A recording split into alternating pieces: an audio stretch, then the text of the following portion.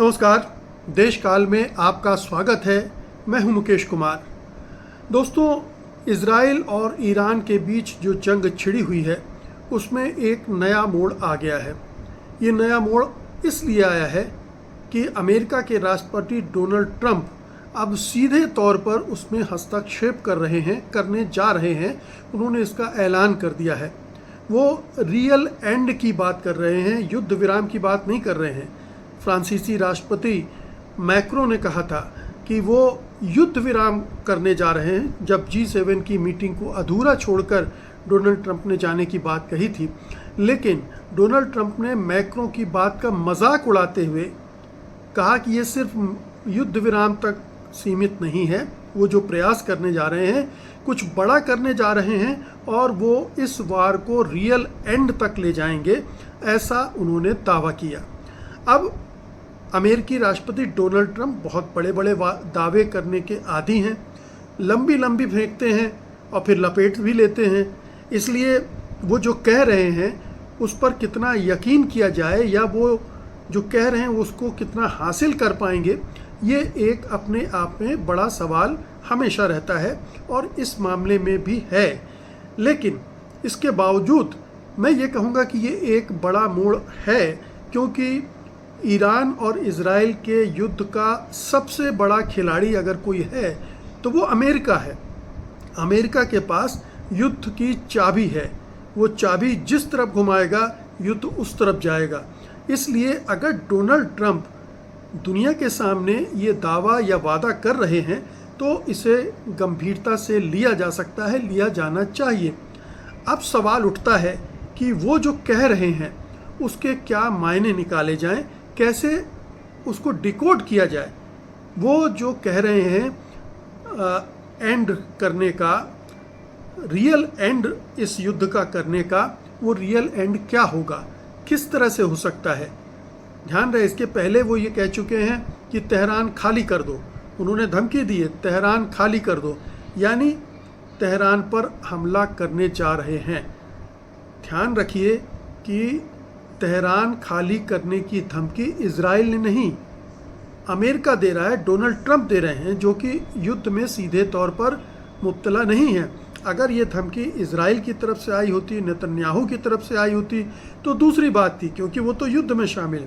लेकिन Donald Trump ने ये चूँकि धमकी दी थी, इसका मतलब ये निकल रहा था कि वो इजराइल के साथ मिलकर अब तेहरान पर ज़बरदस्त हमला करने जा रहे हैं। और इस हमले का विस्तार क्या होगा कोई नहीं जानता, क्योंकि इस हमले के बाद हो सकता है कि अमेरिका तेहरान ही नहीं, ईरान के उन तमाम इलाकों या उन तमाम अड्डों पर भी बमबारी करे जहां पर उसे शक है कि ईरान न्यूक्लियर बम बनाने की कोशिश कर रहा है या परमाणु कार्यक्रम चला रहा है। तो ये एक उनके पहले वाले बयान से ये अर्थ निकल कर आ रहे थे और इससे एक बड़ी चिंता तो खड़ी हो ही गई थी, क्योंकि अगर अमेरिका सीधे सीधे इस युद्ध में कूदता है तो फिर और भी बहुत सारे लोग उस युद्ध में शामिल हो सकते हैं और ये युद्ध का जो विस्तार हो सकता है पूरे मध्य पूर्व में। और अगर चीन रूस ने भी दखल देना शुरू किया तो एक विश्व युद्ध की तरफ भी ये पूरा मामला बढ़ सकता है। लेकिन इसके कुछ ही घंटों बाद जब डोनाल्ड ट्रंप ने ये ऐलान किया कि वो G7 की बैठक एक दिन पहले छोड़कर जा रहे हैं और उन्हें एक बड़ा काम करना है, और बड़ा काम जैसा कि मैंने आपको पहले बताया, वो बड़ा काम वो ये करना जा रहे थे, तो युद्ध में अमेरिका के सीधे शामिल होने की जो संभावना है उनकी बाद वाली घोषणा के बाद से थोड़ी कम हो गई है। इजराइल को वो हथियार दे रहे हैं, इजराइल की रक्षा करने की गारंटी दे रहे हैं, उससे पीछे नहीं हट रहे हैं। ये बात बिल्कुल साफ होनी चाहिए, भले ही वो किसी भी तरह से इसमें हस्तक्षेप करें, लेकिन उनका पलड़ा इजराइल की तरफ झुका रहेगा, ये साफ दिख रहा है। लेकिन चूँकि दुनिया में अभी उनकी चौधराहट चल रही है, वो दुनिया के पुलिसमैन हैं, दादा हैं, अंकल सैम हैं, इसलिए वो इस तरह की भूमिका निभा सकते हैं और उनको कोई चैलेंज करने वाला भी है नहीं। चीन बेशक ताकतवर हो गया है, लेकिन अभी वो इस तरह के पंगों में उलझना नहीं चाहता है। तो ये बहुत साफ है कि डोनाल्ड ट्रंप उस चौधराहट को दिखाने की कोशिश कर रहे हैं और ये भी बताने की कोशिश कर रहे हैं कि वो कितने ताकतवर हैं, कितने इन्फ्लुएंशियल हैं, कि ये दो युद्धरत जो देश हैं उनको अलग करके एक वास्तविक और दीर्घकालिक समाधान ढूंढ सकते हैं। तो युद्ध की संभावना को परे रखते हुए अब दूसरी चीज़ें देखते हैं कि हो क्या सकता है। दूसरी संभावना जो सबसे प्रबल बन रही है वो ये है कि जो न्यूक्लियर टॉक्स चल रहे थे अमेरिका के साथ ईरान के, और एक कहा जा रहा है कि वो कंक्लूसिव स्टेज पर पहुंच चुके थे कि बस साइन करने का एग्रीमेंट में ये एक तय होना था, बाकी सब कुछ तय हो गया था। तो अगर परमाणु कार्यक्रम ईरान का रोकना है, परमाणु बम बनाने से उसे रोकना है, ये डील के ज़रिए वो शांति स्थापना करना चाहते हैं, तो ये बहुत मुमकिन है। लेकिन इसके पहले एक छोटा सा बैकग्राउंड समझ लेना ज़रूरी है, क्योंकि परमाणु बम बनाने का शोर ज़्यादा है, ऐसा कुछ है नहीं, इसके कोई प्रमाण नहीं है। आपको याद होगा कि इराक पर हमला करने का एक आधार जो बनाया गया था WMD यानी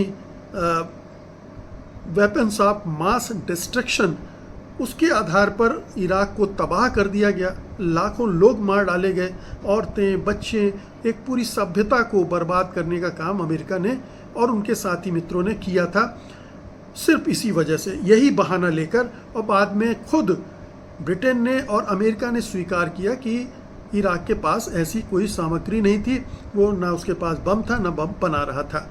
ईरान के साथ थोड़ी स्थिति भिन्न नहीं है, थोड़ा सा फर्क है कि ईरान निश्चित रूप से परमाणु कार्यक्रम चला रहा है और इससे किसी को इनकार नहीं है, ईरान भी इनकार नहीं कर रहा है, लेकिन ईरान कह रहा है कि हमारा जो परमाणु कार्यक्रम है वो शांतिपूर्ण है और 2003 से ही उसका दावा है कि उसने उसे रोक दिया था। जो अमेरिका का अपना आकलन है, अमेरिका के सीनेट की कमेटी का और वहाँ की जो इंटेलिजेंस की चीफ हैं तुलसी लाबार्ड, जिन्होंने इसकी पूरी जांच की और सीनेट में इसका आकलन प्रस्तुत किया, तुलसी गबार्ड ने, उन्होंने कहा कि ईरान परमाणु बम फिलहाल नहीं बना रहा, ऐसी कोई सक्रियता ईरान में नहीं देखी जा रही है। उसी रिपोर्ट में ये भी कहा गया कि अगर ईरान बनाना भी चाहेगा तो बनाकर उसे कहीं पर पटकने के लिए, गिराने के लिए उसे जो कुछ भी चाहिए उसके लिए कम से कम 3 साल का समय लगेगा। यानी अभी वो न्यूक्लियर बम बनाने की स्थिति में नहीं है। यूरेनियम संवर्धन या जो यूरेनियम को इनरिचमेंट किया जाता है बम बनाने के लिए, उसके बारे में IAEA international atomic energy association के अनुसार ईरान के पास 60% तक शुद्धता वाला यूरेनियम है और परमाणु बम बनाने के लिए 90% शुद्धता वाला यूरेनियम चाहिए। तो इसका मतलब अभी लंबा गैप है और अगर जितना भी उसके पास इनरिच यूरेनियम है उसको अगर वो और तरह से संवर्धित कर ले तो तब जाकर वो कई हफ्तों बाद 6 से 9 परमाणु बम बना सकता है। इसके बरक्स देखिए, ईरान ने जो NPT है, nuclear proliferation treaty international level पर, वो उसने साइन की है, मेंबर है उसका। और दूसरी तरफ इजराइल है जिसके पास माना जाता है कि 80 से 100 परमाणु बम हैं। उसने अपने आप को न्यूक्लियर पावर घोषित नहीं किया, लेकिन उसके पास न्यूक्लियर बम है और वो NPT का मेंबर भी नहीं है, उसने NPT साइन नहीं की है। तो एक देश न्यूक्लियर बम रखे हुआ है, वो ये इस NPT पर भी साइन नहीं कर रहा है और दूसरे पर धौंस दिखा रहा है कि आपको हम नहीं बनाने देंगे, जबकि वो बना भी नहीं रहा है और NPT का मेंबर भी है। इन दोनों चीज़ों को आप तौल के देखेंगे तो साफ हो जाएगा कि इजराइल का रवैया पूरी तरह से गुंडागर्दी वाला है, पूरी तरह से डोमिनेट करना चाहता है वो उस इलाके पर और किसी को भी सिर उठाने का मौका नहीं देना चाहता है। और एक इस तरह की गुंडई में जो देश अपने शांतिपूर्ण ढंग से उद्देश्यों के लिए न्यूक्लियर पावर का इस्तेमाल करना चाहता है, उसे भी रोक देना चाहता है। और इसीलिए उसने जब ये डील हो रही थी उसके ठीक एक दिन पहले ईरान पर हमला कर दिया ताकि ये डील साइन ना होने पाए। ये वो पहले भी करता रहा है। आपको याद होगा कि ओबामा के समय भी एक न्यूक्लियर डील साइन की गई थी। ईरान और अमेरिका और इसके गारंटर भी थे ब्रिटेन, फ्रांस और रूस, उन्होंने गारंटी दी थी। इसके बावजूद डोनाल्ड ट्रंप जब जीत कर आए थे तो उन्होंने 2018 में इस ट्रीटी को एक तरफा तौर पर रद्द कर दिया था, सारे गारंटर को किनारे कर दिया था, कोई गारंटी नहीं मानी थी। वो डील हो चुकी थी और उस डील के हिसाब से कार्यक्रम चलना चाहिए था। लेकिन दुर्भाग्य देखिए कि डोनाल्ड ट्रंप ने उसे रद्द किया और जो बाइडेन ने चुनाव में वादा करने के बावजूद उसे रिवाइव नहीं किया, उसको फिर से मान्यता नहीं दी, और जिसकी वजह से आज ये स्थिति बनी है। ट्रंप और इजराइल इसका दुरुपयोग कर रहे हैं उस परिस्थिति का। तो ये एक परिस्थिति है। अब कुछ जानकारी मैं ईरान के परमाणु कार्यक्रम के बारे में भी आपको दे दूं कि जो परमाणु उसके ठिकाने हैं, जहां पर एक का तो आपने अभी हाल में जिक्र सुना होगा, जहां पर हमला किया इजराइल ने, नतांज, जो कि तेहरान के दक्षिण में कौम शहर के पास पहाड़ों से घिरा हुआ इलाका है, वहाँ पर उसका अड्डा है। और यहाँ पर उसका गुप्त परमाणु संयंत्र है। यहाँ पर यूरेनियम को संवर्धित करने के लिए, यूरेनियम को इनरिच करने के लिए लगभग 16,000 से 13,000 तक सेंट्रीफ्यूज हैं, जो कि सेंट्रीफ्यूगल सिस्टम होता है जिससे इनरिच किया जाता है, वो स्थापित हैं। और ये 3 मंजिल ज़मीन के नीचे बना है। और 2002 में निर्वासित ईरानी समूह, यहाँ से कुछ ईरानी समूह बाहर गए थे, उन्होंने इसका खुलासा किया था। तो ये उसका एक महत्वपूर्ण था जहाँ पर हमला किया। लेकिन नतांज में चूँकि ये इतना नीचे है, इजराइल ने हमला करके ऊपर का जो स्ट्रक्चर है वो तो गिरा दिया होगा, उसको नष्ट कर दिया होगा, लेकिन जो परमाणु संयंत्र और इनरिच यूरेनियम है उसको वो कुछ कर नहीं पाया होगा। दूसरा, फोर्डो में एक बड़ा महत्वपूर्ण है, और ये तेहरान के पास जो कौम शहर है उसके उत्तर पूर्व में पहाड़ों के नीचे लगभग 300 फीट की गहराई में अंडरग्राउंड है। और यहाँ पर करीब 2000 हाईटेक IR-6 सेंट्रीफ्यूज काम करते हैं, जो कि इनरिचमेंट के काम में आते हैं। और इनमें 350 यूरेनियम को 60% तक शुद्धता, 350 ग्राम किलो यूरेनियम को 60% तक शुद्धता को समृद्ध कर सकते हैं ये।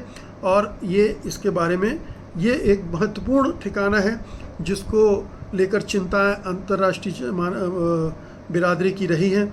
फिर एक और ठिकाना है अराक खोंडाब में, जो कि तेहरान से लगभग 280 किलोमीटर है। खोडाब जो एक प्रांत है उसमें है। यहाँ हैवी वाटर रिएक्टर है जो प्लूटोनियम उत्पादन के लिए इस्तेमाल होता है। प्लूटोनियम को रिफाइन करके, और परमाणु बम का जो कोर होता है उसको बनाने में इसका इस्तेमाल किया जाता है। तो ये एक और है जहाँ पर जब 2015 में ओबामा और गारंटर के साथ समझौता हुआ था तो यहाँ पर पूरी कार्रवाई रोक दी गई थी। लेकिन जब ट्रंप ने उस संधि को मानने से इनकार कर दिया तो वहाँ पर फिर गतिविधियाँ शुरू हो गई है, ऐसा माना जाता है। ये प्लूटोनियम आधारित परमाणु हथियारों के लिहाज से महत्वपूर्ण है। यूरेनियम, प्लूटोनियम, इन दोनों के आधार पर बम बनाए जा सकते हैं। फिर एक और अड्डा है इस्फहान। ये इस्फहान प्रांत में है, तेहरान से लगभग 300 किलोमीटर दक्षिण में स्थित है। यहाँ 2 संयंत्र हैं, अंडरग्राउंड फ्यूल एनरिचमेंट प्लांट और अपर पायलट फ्यूल एनरिचमेंट प्लांट। ये यूरेनियम संवर्धन के लिए सेंट्रीफ्यूज का केंद्र है। फिर एक रेनबो साइट है तेहरान के दक्षिण पूर्व में, ईवान की क्षेत्र है, जहाँ पर ये 2500 एकड़ में फैला हुआ है। और ये भी एक गुप्त ठिकाना है। ईरान की जो हथियार बनाने वाली संस्था है SPND, वो इसको संचालित करती है और इसका पता भी हाल में चला था। और गुप्त और नए परमाणु हथियार के विकास का ये महत्वपूर्ण केंद्र है। और फिर अंत में आप तेहरान आइए। तेहरान में राजधानी में कई सैन्य और परमाणु अनुसंधान की शाखाएं हैं, सुविधाएं हैं, विभाग हैं, और यहाँ पर परमाणु कार्यक्रम को संचालित करने का सेंटर है।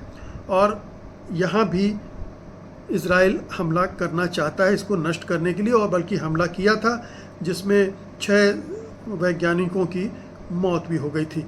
तो ये कुल मिलाकर एक आधार है ईरान का, जो परमाणु बम बनाने का एक पूरा उसने कई ठिकाने बना रखे हैं, वहाँ पर इन पर काम चल रहा है। लेकिन परमाणु बम बन रहा है नहीं बन रहा है इसको लेकर कोई आश्वस्त नहीं है, सिवाय बल्कि डोनाल्ड ट्रंप भी आश्वस्त नहीं होंगे, इज़राइल भी आश्वस्त नहीं है। लेकिन इज़राइल को ईरान को मटिया मेट करना है, उसे इतना कमज़ोर कर देना है कि वो सिर ना उठा सके और वो उस इलाके में मनमानी कर सके, ग्रेटर इज़राइल का अपना सपना पूरा कर सके, फ़िलिस्तीनियों को मार पीट कूट कर बाहर कर सके या ख़त्म कर दे उनको, वहाँ पूरी तरह से उनका नरसंहार कर दे, जो कि चल भी रहा है। ये उसकी योजना का हिस्सा है और इसीलिए वो परमाणु समझौते में बहुत दिलचस्पी नहीं रखता, यकीन नहीं रखता, बल्कि उसको सबेटाज करने की तमाम कोशिशें करता रहा है और अब फिर कर सकता है। जो अमेरिका की जो ज्यूस लॉबी है, यहूदी लॉबी है, वो भी इज़राइल के इसी ख्याल के साथ चलती है। इसलिए ये सवाल भी उठ रहा है कि क्या ज्यूस लॉबी के दबाव को अलग करके डोनाल्ड ट्रंप ईरान के साथ इस तरह का कोई परमाणु समझौता करेंगे? ये एक बहुत बड़ा सवाल है, डोनाल्ड ट्रंप भले ही कह रहे हों इसके बावजूद। दूसरा सवाल उठता है कि ईरान अगर समझौते के लिए तैयार भी होता है तो वो भी पूछेगा कि उसके एवज में उसे क्या मिल रहा है। एक तो ये कि उसका शांतिपूर्ण परमाणु कार्यक्रम अगर चलने दिया जाएगा, ऐसा तो है नहीं कि सारा डिसमेंटल होगा, तो उसकी निगरानी की क्या व्यवस्था होगी। वो निगरानी की व्यवस्था पिछले वाले जो समझौता था उसमें भी थी, और कड़ी की जा सकती है वो निगरानी। दूसरा ये कि जो इकोनॉमिक सैंक्शंस लगाए गए हैं अमेरिका की तरफ से और दूसरे यूरोपीय देशों की तरफ से, उनको कैसे हटाएगा। और तीसरा, इज़राइल की जो दादागिरी है, गुंडागर्दी है, उसको अमेरिका किस तरह से रोकेगा। क्योंकि अगर वो इस तरह से करेगा, और हो सकता है कि इसमें फ़िलिस्तीन का सवाल भी उठे, ईरान उठाना चाहेगा, क्योंकि जिस तरह से वो गज़ा पट्टी में नरसंहार कर रहा है, कत्ले आम मचा रहा है, कहते हैं ना जो इज़राइल का कसाई नेतन्याहू, वो जिस तरह से काम कर रहा है उसको कैसे रोका जाएगा। और अगर ये होगा तो भावनाएं भड़केंगी और नए नए समूह पैदा होंगे। इज़राइल और अमेरिका ये मांग कर सकते हैं कि ईरान के जो प्रॉक्सी हैं, चाहे वो हिजबुल्लाह हो, हमास हो या यूती हो यमन में, इन सब पर भी कंट्रोल करे, वो हथियार सौंपे और ये आतंकवादी जो घटनाएं वो करते हैं उनसे तौबा करें। तो ये अमेरिका शायद अब नई वाली जो संधि होगी उसमें इसको ऐड करवाना चाहेगा। ईरान के जो प्रॉक्सीज़ हैं उनको अलग थलग करके ईरान को उस तरह से कमज़ोर करने की एक कोशिश होगी जो उस पूरे इलाके में ईरान इनके ज़रिए हासिल करता है। तो ये तमाम पहलू हैं, जाहिर है कि डोनाल्ड ट्रंप के सामने होंगी ये मुश्किलात, ये उलझने, ये पेचीदगी, और इनसे निकाल कर उन्हें वो जो रियल एंड की बात कर रहे हैं वहाँ तक पहुँचना होगा। ये बहुत कठिन काम है और इस कठिन काम पर पहुँचने के लिए भी अगर वो सचमुच में ईमानदार हैं और कोशिश करना चाहते हैं, कर रहे हैं, वो युद्ध विराम की क्रेडिट लेना चाहते हैं, जैसा पाकिस्तान और भारत के में युद्ध विराम करा के वो 14 बार रिपीट कर चुके हैं। इस बार शायद वो ज़्यादा तैयारी के साथ युद्ध विराम कराएंगे ताकि उन्हें पूरा क्रेडिट मिले और नोबल पुरस्कार भी मिले। इस तरह से वो अगर एक कंसोलिडेटेड डील अगर खड़ी कर सकें और इन सबको सहमत कर सकें और उसमें मध्य पूर्व के और देशों को भी गारंटर के रूप में शामिल कर सकें, जैसे टर्की है, जैसे सऊदी अरेबिया है, पाकिस्तान है, अगर ये सब शामिल हो जाएं तो एक स्थायी दीर्घकालिक शांति की उम्मीद की जा सकती है। लेकिन इज़राइल का व्यवहार बदलेगा कि नहीं बदलेगा ये भी देखना है। और ईरान जो कि एक कठमुल्ला शासन के हाथ में है, आखिरकार अयतुल्ला अली खामनेई की सरकार तो कठमुल्लों की सरकार है और वो इज़राइल को शैतान बता चुकी है, तो उसका रवैया बदलेगा कि नहीं बदलेगा ये सारी चीज़ें देखने की होंगी। लेकिन फ़िलहाल अगर ये युद्ध रुक पाता है तो ये एक बड़ी अचीवमेंट होगी डोनाल्ड ट्रंप के लिए भी, और शांति के लिए एक रास्ता खोलने में इससे मदद मिलेगी। बहुत बहुत शुक्रिया आपका, धन्यवाद, नमस्कार।